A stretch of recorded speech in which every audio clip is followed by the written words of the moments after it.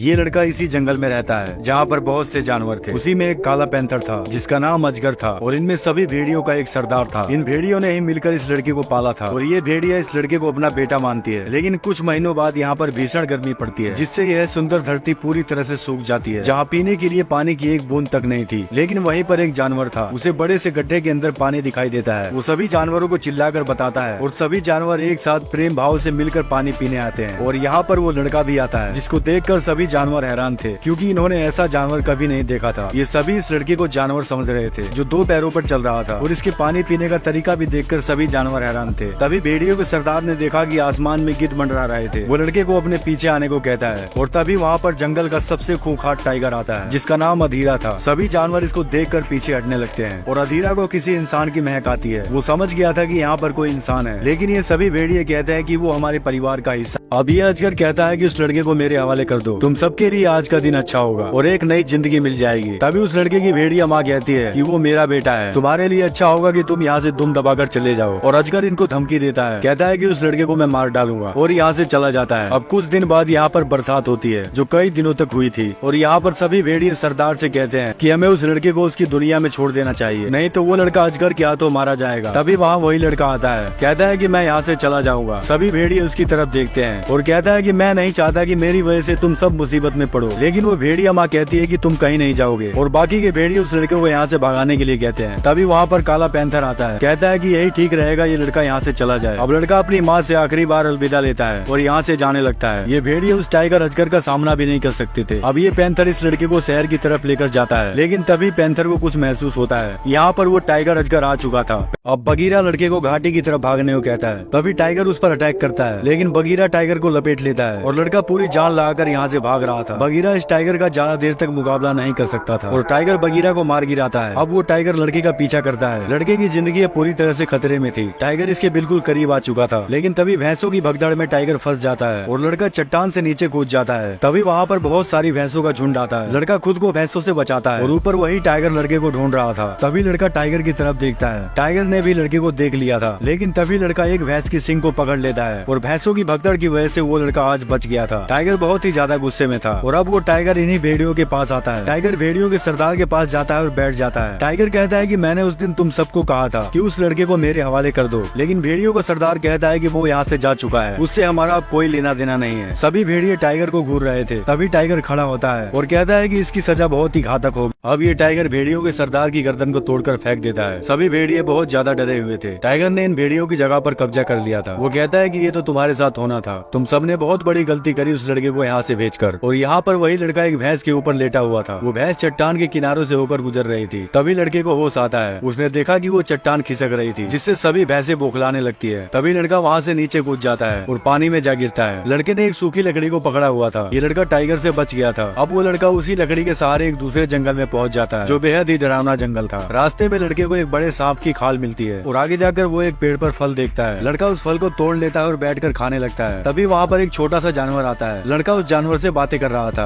और उसे फल खाने के लिए देता है। तभी वहाँ पर और भी जानवर आते हैं, उसके फल को चुरा कर भागने लगते हैं। लड़का उनका पीछा कर रहा था और वो एक सुनसान जगह पर पहुंच जाता है। तभी वहाँ पर एक बड़ा सा सांप आता है। उस सांप ने इस लड़के को बस में करके लपेट लिया था। लड़के को कुछ भी होश नहीं था। सांप उसको निगलने वाला था। तभी उस पर कोई बड़ा जानवर अटैक करता है और मोगली नीचे गिर जाता है। अब मोगली की आँख खुलती है तो उसके सामने एक बड़ा भालू था। मोगली उसे देखकर डर जाता है, लेकिन भालू कहता है कि मैंने तुम्हारी जान बचाई है। ये मोगली अब इसी जंगल में इन्हीं के साथ रहता है, यहाँ के जानवरों के साथ बातें करता है। और कुछ दिन बाद यहाँ पर मोगली को वही काला पैंथर मिलता है। मोगली उसे देखकर बहुत ही ज्यादा खुश होता है और तभी वहीं पास के गड्ढे में एक हाथी का बच्चा गिर गया था। मोगली उस बच्चे को गड्ढे से निकालने में हाथियों की मदद करता है। वो सारे हाथी मोगली से बहुत ही ज्यादा खुश होते हैं और अगले दिन मोगली पेड़ के ऊपर आराम से बैठा हुआ था। तभी उसके पास एक बंदर आता है। ये बंदर मोगली को अपने ही प्रजाति का समझ रहा था। तभी बहुत सारे बंदर उस मोगली को पकड़ लेते हैं और उसे उछाल उछाल कर फेंकने लगते हैं। ये बंदर इस मोगली को यहाँ से लेकर भाग रहे थे। बगीरा और भालू उन बंदरों का पीछा कर रहे थे। वो सारे बंदर मोगली को पहाड़ के ऊपर लेकर जा रहे थे और तभी वो लोग पहाड़ के ऊपर पहुंच जाते हैं और मोगली ने देखा कि उसके सामने एक बहुत बड़ा पुराना मंदिर था जिसमें केवल बंदर रहते। अब मोगली उस कई साल पुराने मंदिर के अंदर जाता है जहाँ पर बहुत सारे पुराने जमाने के बर्तन पड़े हुए थे और तभी उसके सामने एक बड़ा बंदर आता है। ये सभी बंदरों का उस्ताद था। ये बंदर मोगली से कोई रक्त फूल मांग रहा था, लेकिन मोगली कहता है कि मेरे पास कोई रक्त फूल नहीं है। हैं और यहाँ पर भालू और बगीरा भी आ चुके थे। बंदर मोगली से कहता है कि मैं तुम्हारी रक्षा करूंगा, मुझे वो फूल चाहिए। मोगली कहता है कि उस फूल के पास जाने से मुझे मना किया गया है। तभी बंदर को गुस्सा आता है, लेकिन वहाँ पर भालू आ चुका था। भालू उस बड़े बंदर की झूठी तारीफ कर रहा था। बंदर को पता चल गया था कि ये झूठी तारीफ है। तभी वो भालू को पकड़ने के लिए कहता है। सभी छोटे बंदर भालू पर टूट पड़ते हैं और मोगली धीरे से बगीरा के साथ भाग रहा था। तभी एक बंदर उनको भागते हुए देख लेता है। वो चिल्लाकर सभी को बता देता है। सारे बंदर मोगली को पकड़ने के लिए उसकी तरफ दौड़ते हैं। बड़ा बंदर भी उस मंदिर से बाहर आ चुका था, जो देखने में बहुत ही विशाल था। वो बंदर मोगली को पकड़ रहा था, लेकिन मोगली यहाँ से कूदकर भाग जाता है और उस बड़े बंदर की वजह से वो पूरा मंदिर टूट जाता है। शायद वो बड़ा बंदर भी मंदिर में दबकर मर चुका था। सभी बंदर भागकर वहाँ से पत्थर को हटाने लगते हैं, बड़े बंदर को बाहर निकाल सके। बगीरा और भालू को लगता है कि मोगली भी नीचे दब चुका है, लेकिन मोगली अभी जिंदा था। मोगली को पता चल गया था कि भेड़ियों के सरदार को उस टाइगर ने मार दिया है। बगीरा ने मोगली से इस बात को छुपाया था, जिससे मोगली को बहुत ज्यादा गुस्सा आता है। वो भागकर फिर से उसी जंगल की तरफ जा रहा था, जहाँ से वो उस खूंखार टाइगर से बचकर आया था। मोगली एक पास के गाँव में जाता है, वहाँ से एक आग की मसाल लेता है और अपने जंगल की तरफ भागता है। बगीरा और भालू मोगली को ढूंढ रहे थे। इस जंगल में सभी जानवरों को पता चल गया था कि मोगली वापस आ चुका है। सभी जानवर एक जगह इकट्ठा होते हैं। मोगली भागते हुए आता है और कहता है कि शेर खान, मैं तुमसे नहीं डरता हूँ। इस छोटे से लड़के में बहुत ही ज्यादा हिम्मत आ चुकी थी। तभी वहाँ पर शेर खान आता है, कहता है कि आखिर तेरी मौत यहाँ पर लेकर आ ही गई। तभी मोगली कहता है कि ये जंगल मेरा घर है और ये सब मेरे परिवार हैं। टाइगर कहता है कि तुम एक डरपोक इंसान हो और बिल्कुल अकेले भी हो। तभी वहाँ पर भालू आता है। भालू मोगली के साथ खड़ा था। बगीरा भी वहाँ पर आ चुका था। सभी जानवर मोगली के साथ खड़े थे। तभी शेर खान कहता है, तुम सबकी मौत आज मेरे हाथों ही लिखी है, और दौड़कर उनके ऊपर अटैक करता है। भालू शेर खान का मुकाबला करने के लिए तैयार था। दोनों आपस में लड़ने लगते हैं। भालू ने शेर खान को एक ही दाव में चित कर दिया था, लेकिन शेर खान उछलकर उस पर घातक हमला करता है, जिससे वो भालू मारा जाता है। सभी भेड़िए शेर खान की तरफ दौड़ते हैं और इनके साथ मोगली भी मुकाबला करने जा रहा था। तभी बगीरा मोगली को रोक लेता है, लेकिन मोगली कहता है कि मुझे जाने दो। बगीरा कहता है कि तुम एक इंसान हो और बेहतर होगा कि तुम दिमाग का इस्तेमाल करो। अब मोगली भागकर जंगल की तरफ जाता है और सभी भेड़िए शेर खान पर हमला करते हैं, लेकिन शेर खान बहुत ही ज्यादा ताकतवर था। उसने बहुत से भेड़ियों को मार दिया था। तभी शेर खान ने देखा कि मोगली जंगल की तरफ जा रहा था। शेर खान दौड़कर मोगली के पीछे जा रहा था, लेकिन अब बगीरा की बारी थी। बगीरा शेर खान के पीछे दौड़ता है और उछलकर शेर खान को पकड़ लेता है, लेकिन ये बगीरा भी इस लड़ाई में कमजोर हो चुका था। टाइगर बगीरा को मार गिराता है और अब बगीरा को ये जान से मारने वाला था। तभी शेर खान पर एक भेड़िया अटैक करता है और तभी बहुत सारे भेड़िया उस शेर खान पर टूट पड़ते हैं। वो भेड़िए शेर खान को नोच रहे थे और मोगली जंगल के अंदर आता है, जहाँ पर पूरे जंगल में आग लगी हुई थी, और वो भागकर एक सूखे पेड़ की तरफ जाता है। मोगली उस पेड़ की बेल को काट रहा था और यहाँ शेर खान भेड़ियों से छूटकर जंगल की तरफ भागने लगता है। मोगली ने पेड़ की बेल को काट लिया था, लेकिन यहाँ पर वो शेर खान आ चुका था। वो शेर खान पेड़ के ऊपर चढ़ रहा था। मोगली पेड़ के ऊपर जाता है। ये पूरा पेड़ सूखा हुआ था, जिसकी डाली कभी भी टूट सकती थी, और तभी मोगली पेड़ की डाली से दूसरे पेड़ के ऊपर चला जाता है। शेर खान यहाँ पर फंस गया था। तभी वो शेर खान नीचे कूद जाता है और दूसरी तरफ से मोगली की तरफ जाता है, और मोगली एक फंदा तैयार कर रहा था। वो फंदे को एक पेड़ की डाली पर लटका देता है। ये मोगली उस फंदे पर लटकना चाहता था। तभी वो शेर खान उस पर अटैक करता है। उसका पंजा मोगली की छाती पर लग जाता है। अब मोगली वहाँ से फटाफट ऊपर की तरफ भागता है। मोगली वहाँ से अब सूखे पेड़ की डाली की तरफ जाता है, लेकिन शेर खान मोगली के पीछे आ रहा था, और तभी वो शेर खान वहाँ से निकलकर बाहर आता है और मोगली से कहता है कि आखिर चिड़िया जाल में फंसी गई। शेर खान कहता है कि मैंने उस भेड़ियों के सरदार को भी मार डाला, जिसको तू अपना पिता कहता था। लेकिन मोगली शेर खान को एक ही बात कहता है, मैं तुमसे नहीं डरता हूँ। मोगली शेर खान को उकसा रहा था ताकि वो उसके ऊपर हमला करे। तभी शेर खान को गुस्सा आता है और वो उस पर हमला करता है, लेकिन मोगली रस्सी को पकड़कर दूसरी तरफ चला जाता है और शेर खान अब इस पेड़ की डाली पर फंस चुका था। वो खुद को बचाने की बहुत कोशिश करता है, लेकिन वो चाह कर भी खुद को नहीं बचा सका, और इस कहानी में शेर खान मारा गया अपने अहंकार के कारण, और मोगली ने इस जंग को जीत लिया था। लेकिन मोगली अभी भी निराश था, क्योंकि इसके पिता को शेर खान ने मार डाला था, और यहाँ बगीरा भालू को शेर खान से मुकाबला करने के लिए शाबाशी दे रहा था। सभी जानवर ध्यान से देख रहे थे। मोगली उसी हाथी के ऊपर बैठा हुआ था जिस हाथी की मोगली ने जान बचाई थी। सभी हाथी मिलकर उस पानी के बांध को खोल देते हैं, जिससे उस पूरे जंगल की आग बुझ जाती है, और अब फिर से वो दिन लौट आए थे। सभी जानवर एक दूसरे के साथ प्रेम भाव से रहते हैं, और अब मोगली की मां इन भेड़ियों की सरदार बनती है।